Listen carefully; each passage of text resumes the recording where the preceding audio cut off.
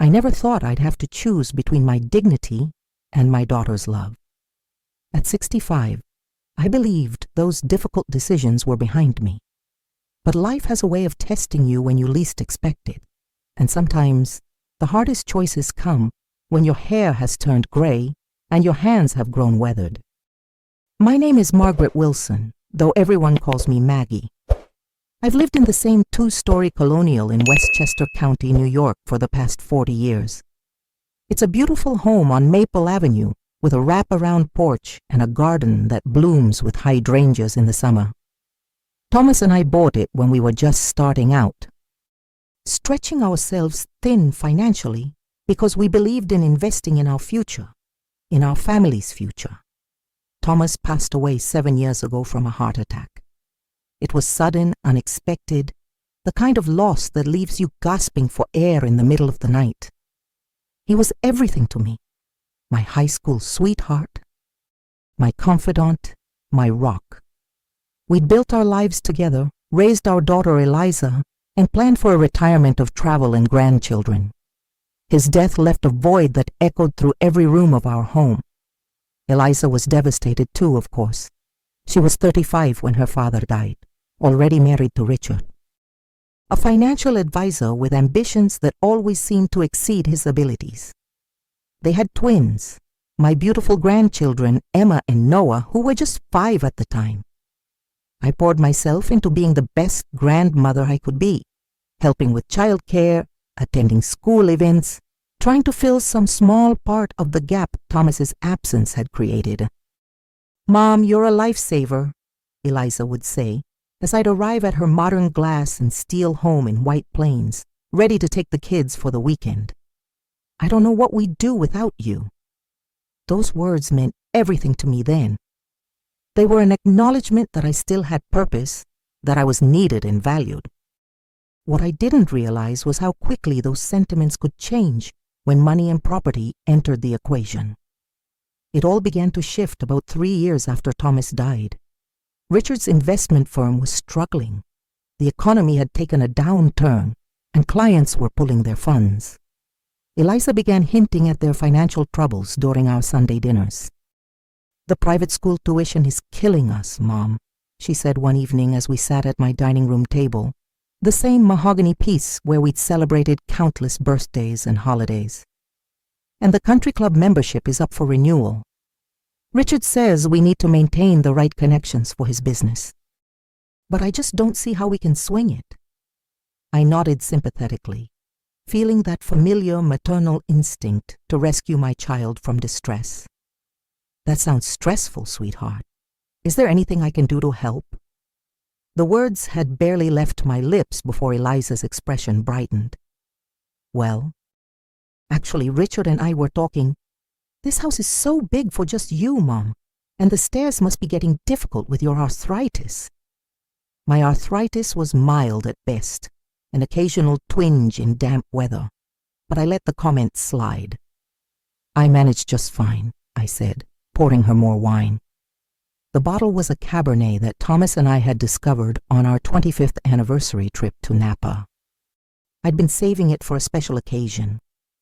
"But wouldn't it be easier if you moved into something smaller? A nice condo maybe with no maintenance?" Eliza continued, her voice taking on that persuasive tone she'd mastered as a teenager when asking for a later curfew. "You could use the proceeds from selling this place to enjoy your retirement. Travel a bit, like you and Dad always talked about." I felt a flutter of unease but pushed it away. This was my daughter, after all. "I've thought about it," I admitted, "but this home holds so many memories. Your father and I—" "Dad would want you to be practical," Eliza interjected. "And the market is strong right now. Richard says we could list it for at least $950,000. I nearly choked on my wine. "We?"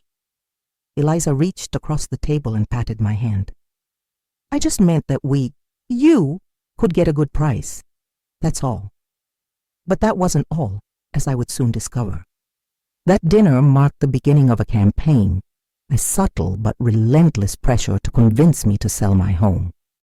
What Eliza didn't know, what I hadn't told anyone yet, was that I'd already consulted with a financial advisor of my own after Thomas died.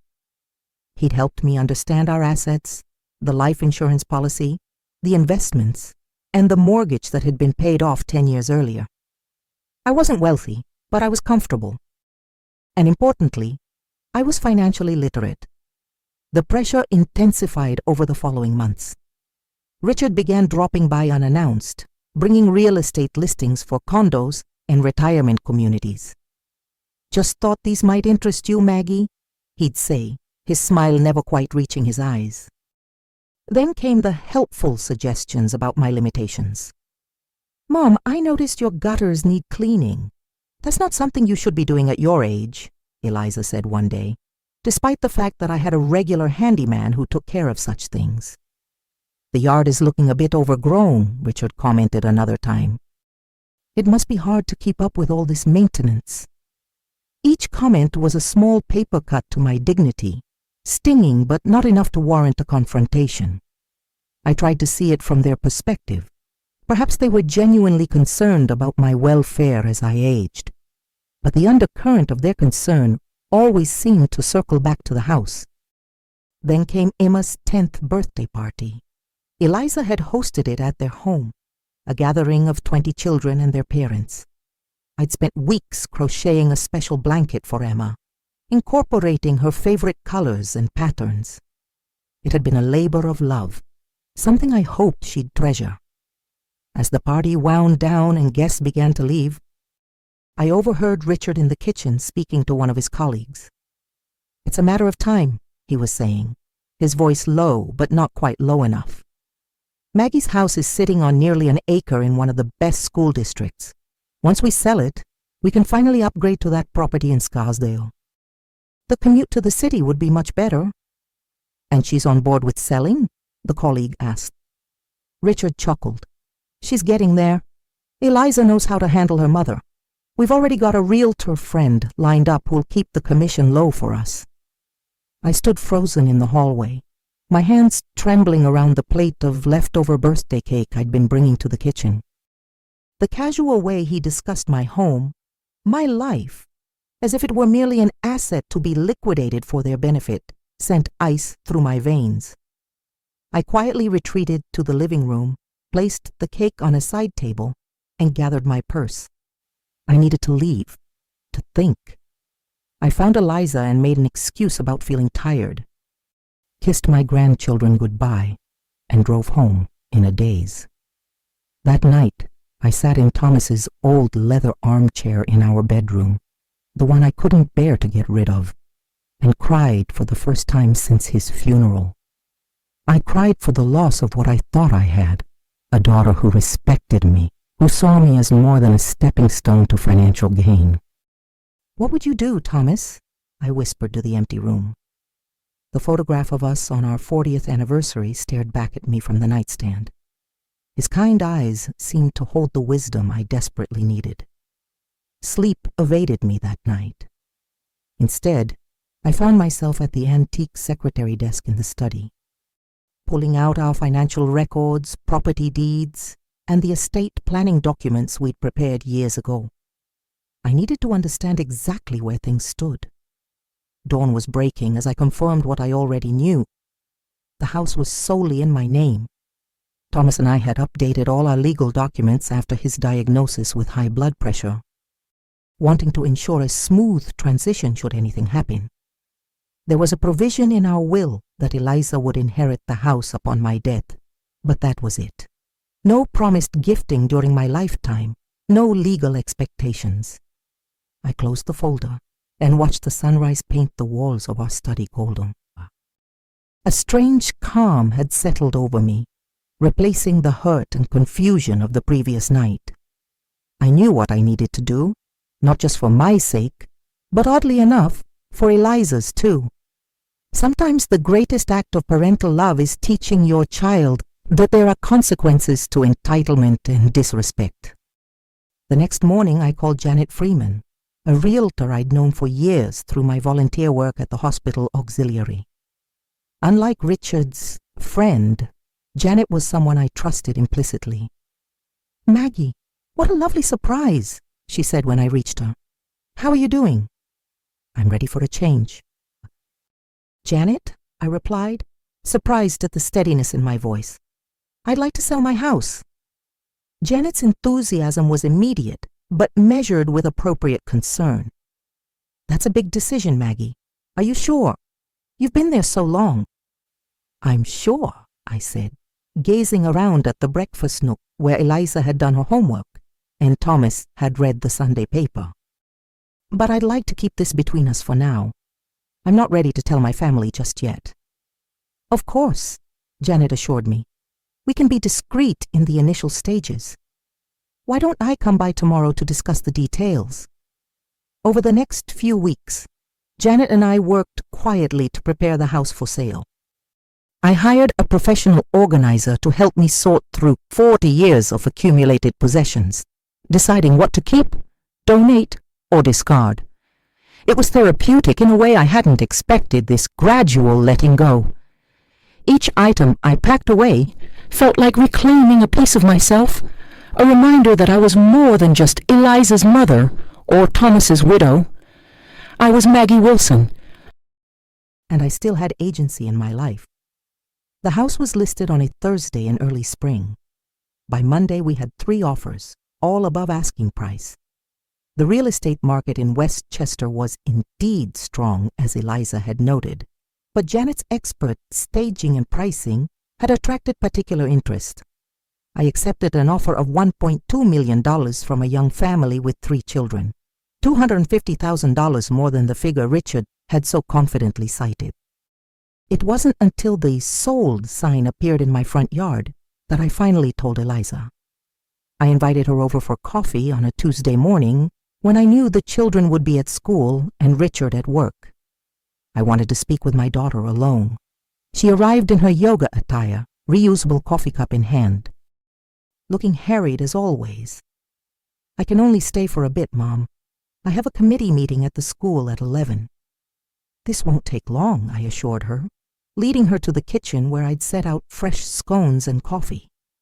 The room was sparse now, many of the decorative items already packed away, but Eliza seemed not to notice. "What's up?" she asked, checking her phone as she sat down. I took a deep breath. "I've sold the house, Eliza." Her head snapped up, the phone forgotten. "You what?" "I sold the house," I repeated calmly.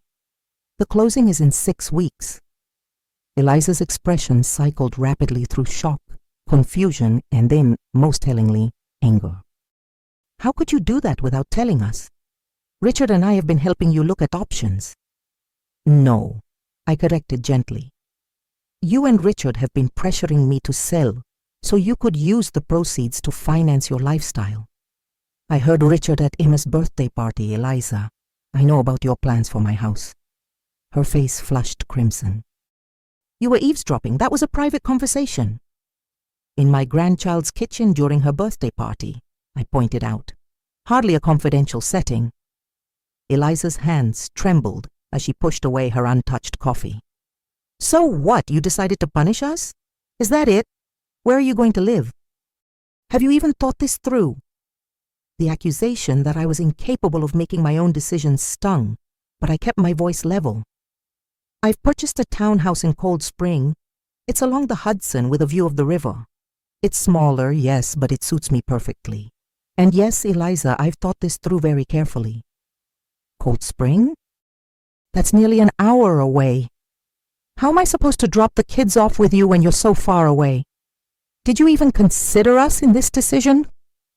The irony of her concern about convenience rather than my well-being wasn't lost on me. "The same way you considered me when you plotted to sell my home out from under me. The same way you respected my attachment to the place where I raised you and loved your father." "That's not fair," Eliza protested, but the flush on her cheeks deepened. "We were thinking about your future, about practical considerations." "No, you were thinking about how my assets could benefit you," I said. The words painful, but necessary. "And you know what hurts the most, Eliza? Not once did you or Richard simply ask me if I needed financial help. If you had, I would have gladly assisted with the twins' education or other legitimate needs. Instead, you tried to manipulate me. Eliza stood abruptly, her chair scraping against the tile floor. I can't believe you're doing this. Dad would be so disappointed in you. The invocation of Thomas made my heart clench, but I stood my ground. Your father valued honesty and respect above all else. He would have expected both from his daughter. So what happens to the money? She demanded, her voice rising. Are you just going to spend it all on yourself while we struggle? The naked avarice in her tone confirmed everything I had feared. The proceeds from the sale, after I purchase my new home, will go into a trust, I explained. Some will be set aside for Emma and Noah's college education. They'll receive it when they turn 18, provided they maintain good academic standing. The rest will be managed for my needs as I age. A trust? Eliza nearly shouted. You don't trust us with our own inheritance? Based on your behavior, no, I don't, I admitted sadly. And it's not your inheritance yet. Eliza, it's still my life, my home, my money. Her face contorted with fury, an expression I hadn't seen since her rebellious teenage years. You're being selfish and vindictive. Richard was right. You've changed since Dad died. You've become bitter and suspicious. I absorbed the blow, recognizing the deflection tactic for what it was. I've changed, yes. I've become clearer about my boundaries and more aware of when they're being violated. That's not bitterness, Eliza. It's self-respect. She snatched up her purse and keys. Well, I hope you enjoy your river view and your self-respect, Mom, because you're destroying your relationship with your family. Richard won't want to drive all the way to Cold Spring, and neither do I.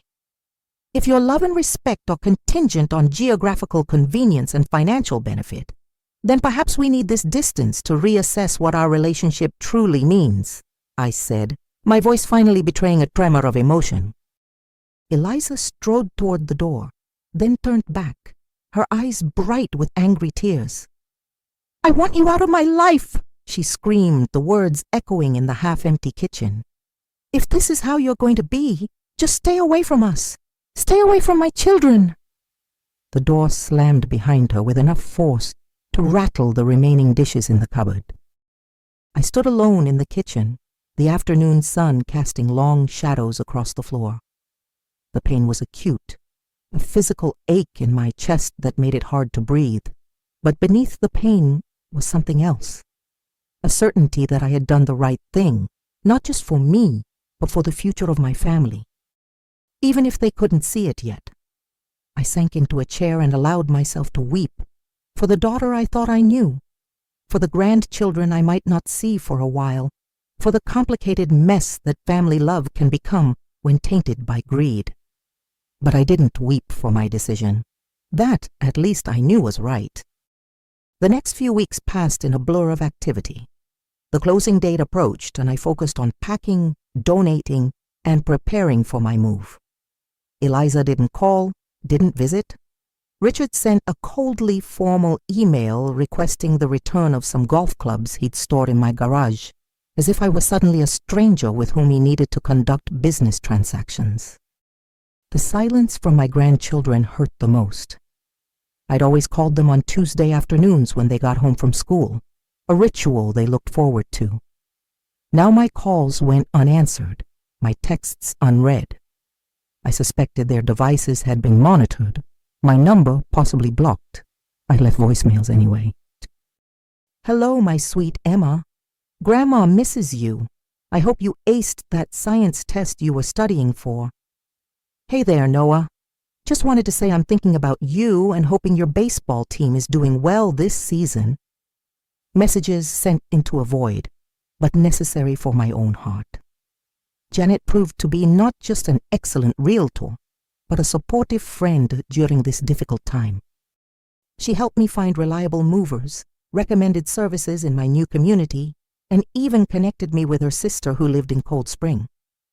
You're handling this with remarkable grace, Maggie, she told me over tea one afternoon as we reviewed the closing documents. Many people would be crushed by this kind of family conflict. I traced the rim of my teacup, considering her words. I am crushed in many ways, I admitted, but I also feel, liberated somehow, like I'm finally allowing myself to live according to my own values rather than others' expectations. Janet smiled warmly. Thomas would be proud. He always said you were the strongest person he knew.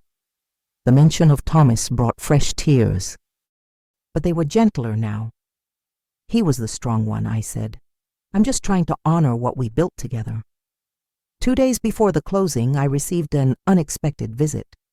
I was in the garden, saying goodbye to the perennials I'd nurtured for decades, when a black SUV pulled into the driveway. Richard stepped out, his normally impeccable appearance slightly rumpled, his expression grim. Maggie, he said, approaching with a folder tucked under his arm. We need to talk. I straightened up, brushing soil from my gardening gloves. Hello, Richard. I'm surprised to see you. He glanced around at the moving boxes visible through the open garage. I see you're really going through with this. Yes, I confirmed simply. The closing is on Thursday. Richard shifted uncomfortably. Look, Maggie, things got heated. Eliza was upset, said things she didn't mean. We've had some time to think, and we believe we can work this out like family. The conciliatory tone was so at odds with his usual confidence that I immediately felt wary. Work what out exactly? He held up the folder. I've brought a proposal. We understand you want your independence, and we respect that. But this house has been in the family for decades. It's part of Eliza's heritage, her childhood home. I waited, saying nothing. We're prepared to buy the house from you, he continued, opening the folder to reveal what looked like a contract. We can offer market value, structured as a life estate. You'd retain the right to live here until... He hesitated. Until you no longer need it. Then it would transfer fully to Eliza and me. I almost laughed at the transparent euphemism for my death. And what about my accepted offer? The family that's already begun their moving preparations? Richard waved dismissively. Contracts fall through all the time. There are contingencies, inspections. It's not final until closing. And the townhouse I've purchased? You could still get your little place by the river if you want, he said, his tone patronizing. Use it as a weekend getaway. But this way, you'd still have your family home, and we'd have the security of knowing it stays with us eventually. I removed my gardening gloves slowly, buying time to process the audacity of what he was proposing. It was clear now that Eliza had shared the details of our conversation, including the trust arrangements. This was their counter-move, an attempt to regain control of assets they'd already mentally appropriated. May I see that proposal? I asked, extending my hand. Richard passed over the document with poorly concealed eagerness. I scanned it briefly, noting the lowball price, substantially less than my accepted offer. Richard, I said, closing the folder, did your firm's legal team draft it? He nodded, a hint of pride crossing his features. We wanted to make sure everything was properly documented. I see. And does Eliza know you're here? Is this her idea as well? We discussed it, he hedged. She's still upset. But she agrees this is the best solution for everyone. I handed the folder back to him. No. Richard blinked in confusion. No? Maggie, be reasonable. This is a fair offer. It's neither fair nor reasonable, I replied calmly. And more importantly, it's too late. I've made my decision, signed binding contracts, and committed to my new path. The house will be sold on Thursday as planned. His face hardened, the conciliatory mask slipping.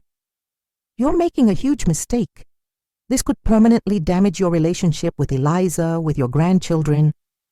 That damage began when you decided my home was your asset to claim, I said, feeling a surprising strength in my voice. And it deepened when my daughter valued property over her relationship with her mother. If our bond can be broken by my financial decisions, then it was already far more fragile than I realized. Richard's expression darkened. Fine. Have it your way. Maggie, but don't come crying to us when you're alone in that townhouse and realize what you've thrown away. He stalked back to his SUV, the rejected folder clutched tightly in his hand.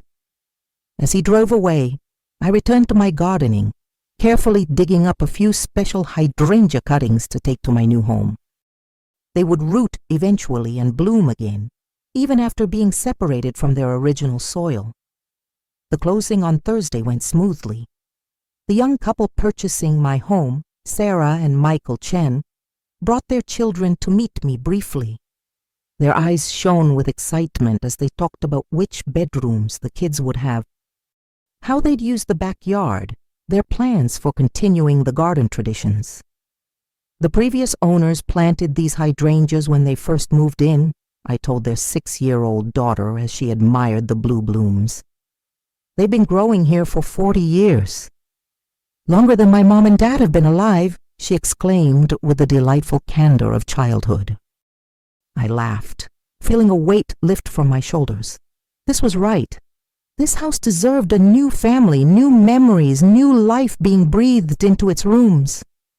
Janet drove me to Cold Spring after the closing, my car already transported ahead by the movers. The townhouse overlooked the Hudson River just as promised, with a small private garden in the back and a community of active retirees who had already extended dinner invitations and shared information about local clubs and volunteer opportunities. As I stood on my new deck that evening, watching the sunset paint the river in shades of gold and crimson, my phone buzzed with a text message. It was from Emma, sent from what must have been a friend's phone. I miss you, Grandma. Mom and Dad won't let us call you. They said you did something bad with the house. Did you? My heart twisted at the confusion my grandchildren must be feeling. I chose my words carefully. No, sweetheart. Grandma just needed to make a change. I miss you and Noah very much. This doesn't change how much I love you both. When can we see you? Came the reply. Soon, I hope. Tell Noah I love him too. And Emma, it's not your job to fix adult problems. Your mom and I will work things out eventually. There was a long pause before her final text. I hope so. I love you, Grandma. I love you too, more than you could possibly know, I typed, tears blurring my vision. I put the phone away and turned back to the river, drawing a deep breath of the cool evening air. This wasn't an ending, I reminded myself. It was a new beginning, a reclamation of my autonomy. And perhaps, eventually, a reset for my relationship with Eliza. The next morning, I unpacked a box labeled Thomas. Inside was his leather armchair, the one thing I couldn't bear to part with. I positioned it by the window overlooking the river and placed his photograph on the side table next to it. Well, old friend, I said to his smiling image, we're starting a new chapter. I think you'd approve. For the first time since his death, I felt his presence not as a painful absence, but as a continuing influence, a source of strength. The house on Maple Avenue would always be part of our story. But it wasn't the whole story. That continued here, in this new place, with this new version of myself. A woman who had finally learned that loving her child didn't mean sacrificing her self-respect. I settled into my new community with surprising ease. Cold Spring was a charming river town with a vibrant main street, excellent restaurants, and beautiful hiking trails along the Hudson. I joined the local historical society, volunteered at the library's literacy program, and even took up watercolor painting, something I'd always wanted to try, but never found the time for when I was busy raising a family and supporting Thomas's career.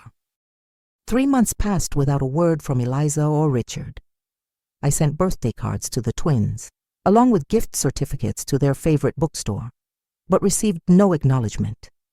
I tried calling on special occasions, but always reached voicemail. The silence was painful, but I refused to let it define my new life. I was building something here, not just a home, but a sense of self that had somehow gotten lost in the years of being primarily a wife and mother. The trust I had established was being professionally managed by Barbara Kent, a fiduciary I'd selected with care. She provided monthly reports and called occasionally to discuss investment strategies. "You're in excellent financial shape, Maggie," she assured me during one such call. "The educational trusts for your grandchildren are growing steadily, and your own expenses are well within the income generated by your investments." This financial security was a comfort, but it didn't fill the void left by my estranged family. On difficult nights, I would sit in Thomas's chair, looking out at the moonlight on the river, and wonder if I had made the right choice after all. Had my pride cost me too much? Then I would remember Richard's smug certainty that he could manipulate me, Eliza's entitled rage when she realized she wouldn't get what she wanted. I would recall the casual way they had dismissed my autonomy, treated me as an obstacle to their ambitions, rather than a person with my own valid needs and desires. In those moments, my resolve would strengthen again. Some lessons are painful to teach, but necessary for growth, both theirs and mine. It was on a crisp October morning, about 6 months after the move, when my doorbell rang unexpectedly. I opened it to find Emma and Noah standing on my doorstep, accompanied by a woman I didn't recognize. "Grandma!" they cried in unison, launching themselves into my arms. I held them tightly, overcome with emotion, breathing in the familiar scent of their hair, noting how much they'd grown in half a year. "Oh, my darlings," I managed through my tears. "What a wonderful surprise." The woman stepped forward, extending her hand. "Mrs. Wilson, I'm Jennifer Baker, the twins' school counselor. I hope you don't mind this unexpected visit." I shook her hand, confusion mingling with my joy. "Not at all, but I don't understand." Jennifer's expression grew serious. "Could we come in and talk? The children have been struggling at school, and in our sessions, they've mentioned how much they miss you. With the school's fall break starting today, I suggested to their parents that reconnecting with you might be beneficial." I ushered them inside, settling the children with cookies and milk at the kitchen counter, while Jennifer and I spoke in lowered voices by the window. "Eliza agreed to this?" I asked. Still bewildered, Jennifer hesitated. "Eventually, yes. There was resistance initially, but when Noah's grades began suffering and Emma started having anxiety symptoms, they recognized something needed to change. I suggested family therapy, including you as part of that healing process." "I see," I said, watching my grandchildren examine their new surroundings with curious eyes. "And you drove them all the way here?" "I offered as a neutral party," Jennifer explained. "The plan is for them to spend the weekend with you, if that's acceptable. I'll pick them up Sunday evening." My heart swelled at the thought of having the twins for a whole weekend. "That's more than acceptable. That's wonderful." Jennifer smiled. "I should warn you, this doesn't mean all is resolved. Eliza and Richard are still processing things, but this is a start." "A start is all I've been hoping for," I admitted. After Jennifer left, promising to return Sunday at 5, I gave the twins a tour of my new home. Their excitement was infectious as they explored the garden, marveled at the river view, and claimed the guest room with bunk beds I'd set up, hoping for exactly this scenario. That evening, as we sat on the deck watching boats pass on the river, Noah looked up at me with serious eyes. "Mom said you sold our house because you were mad at her and Dad." The directness of children never fails to catch you off guard. I chose my words carefully. "It wasn't your house, sweetheart. It was my house, where your mom grew up, just like your house is where you're growing up now." "But why did you move so far away?" Emma pressed. Her small face troubled. "Mom cries sometimes and says you abandoned us." The accusation stung, but I refused to drag the children into adult grievances. Sometimes grown-ups disagree about important things, and they need space to figure them out. I never wanted to be far from you two. In fact, there's a reason I chose this specific townhouse. What reason? Noah asked. I smiled and led them back inside to the spare room I hadn't shown them yet. Opening the door revealed a cozy space with a small desk, art supplies, books, and games, a room designed specifically for grandchildren to enjoy. This is your special place whenever you visit, I told them. I may have moved, but I always made sure there was room in my new home for both of you. Emma ran her hand over the bookshelf, which I had stocked with titles I knew she enjoyed. Does Mom know about this room? Not yet, I admitted. But maybe you can tell her about it when you go home. That weekend was a precious gift. We baked cookies, painted watercolors, explored the village shops, and skipped stones on the river. I was careful not to ask too many questions about their parents, or to say anything that might be construed as criticism. The children needed a safe harbor, not another battleground. On Sunday afternoon, as we prepared for Jennifer's return, I gave each of them a small gift. For Noah, a compass that had belonged to his grandfather. For Emma, a locket containing a tiny photograph of Thomas and me. So you always know where to find me, I told Noah. And so you always carry a piece of your family history, I said to Emma.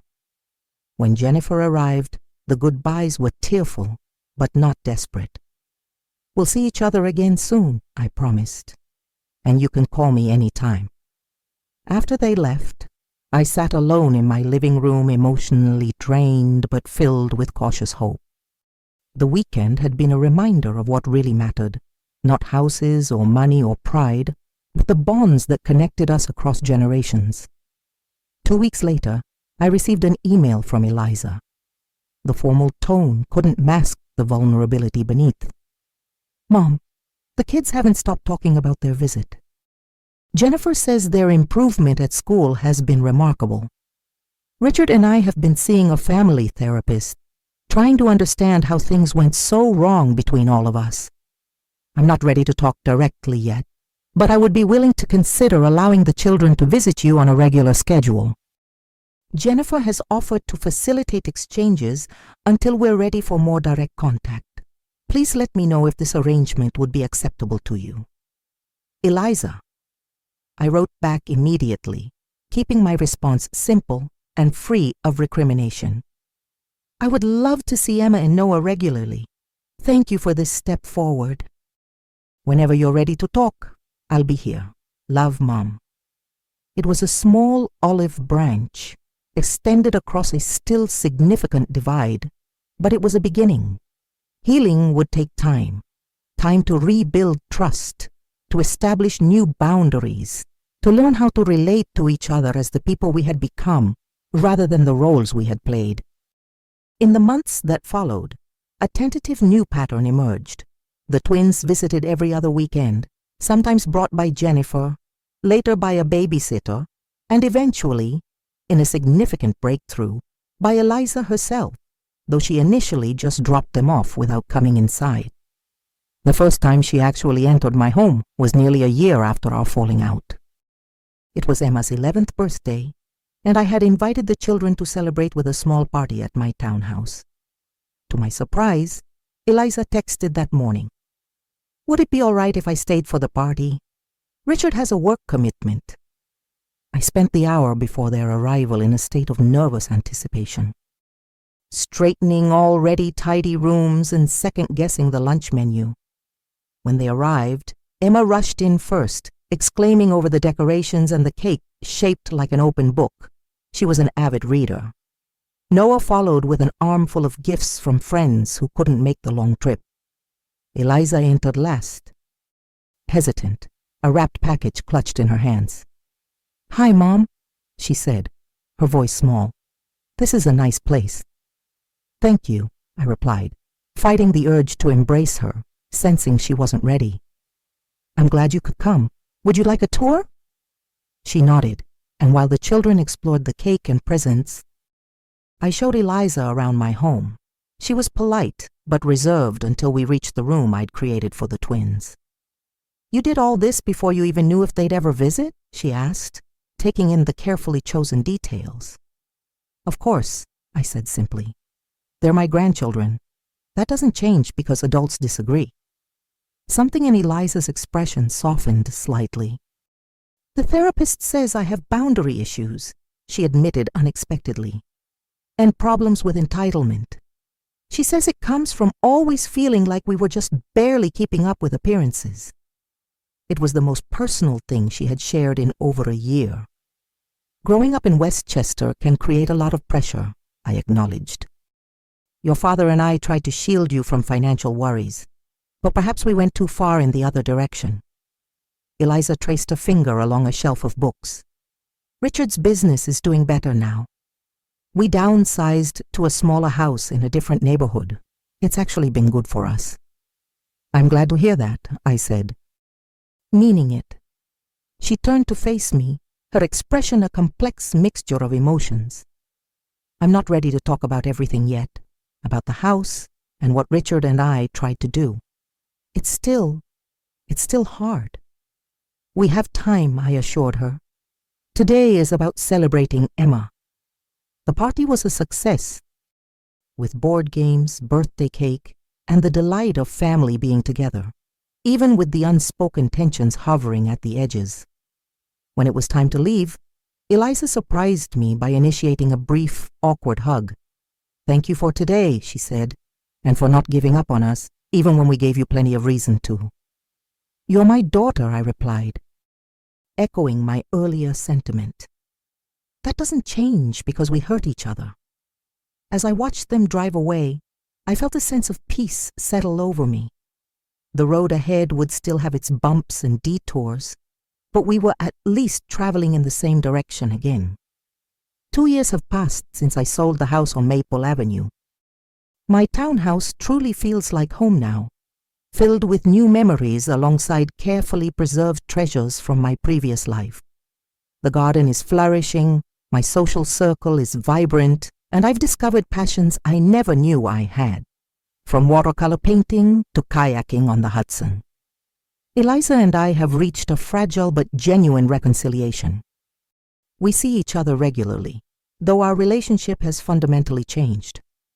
There's more honesty between us now, more awareness of boundaries, and a hard-won respect that perhaps wasn't there before.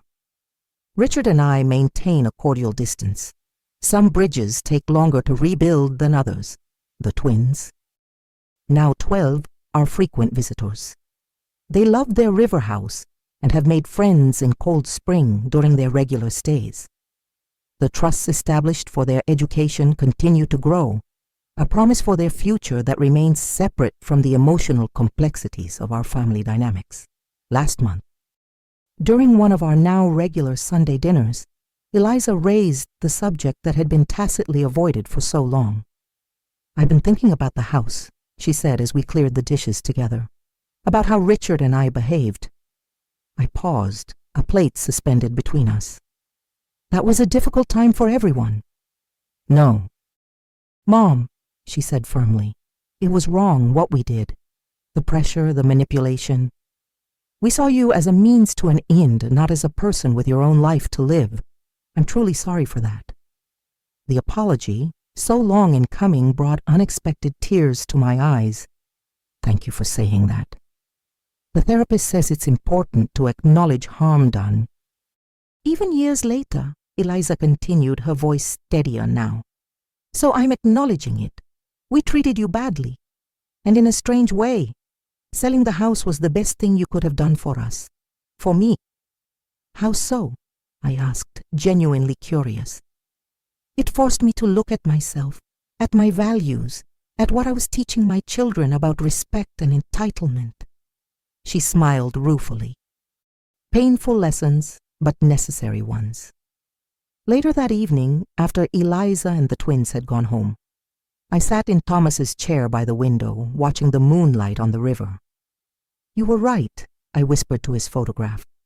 Sometimes the hardest choices are the most important ones. At 67, I had learned that starting over wasn't just for the young, that standing up for yourself wasn't selfish but necessary. that family bonds could bend almost to breaking but still find their way back to wholeness. The house on Maple Avenue had been more than wood and stone.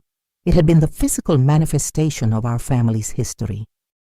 Letting it go had felt like sacrilege at first, but in releasing it to a new family, I had created space for something equally valuable: authentic relationships built on mutual respect rather than obligation or expectation. As I prepare for bed, I think about the email I received earlier that day from the Chens, the family who bought my old house. They've sent periodic updates over the years, a kindness I deeply appreciate. This latest message included a photograph of their daughter's birthday party in the backyard, the hydrangeas I'd planted decades ago blooming magnificently in the background. Life continues in that beloved space. New memories layering over old ones, the walls absorbing different voices, different joys and sorrows, just as they should. And here, in this place I've made my own, my life continues too, richer for the lessons learned, the boundaries established, the peace hard won. I didn't just sell a house. That wasn't what my daughter thought it was.